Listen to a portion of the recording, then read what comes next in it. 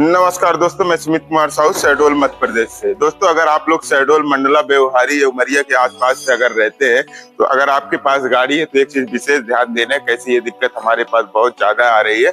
Sir ने अभी गाड़ियां ली है और अभी गाड़ी सर का फर्स्ट सर्विस में आई थी। आप देख पाएंगे गाड़ी एकदम से नहीं है। ठीक है, अब गाड़ी में दिक्कत क्या है आ गया, हमने इनके जनरल चेकअप में गाड़ी को मंगाया था, जैसे कि तो मैं दिखाता हूँ। तो मैंने सर का जैसे एसी फिल्टर अपन खोलने के लिए चेक करते हैं, थोड़ा सा इधर से दिखाएंगे अच्छा से।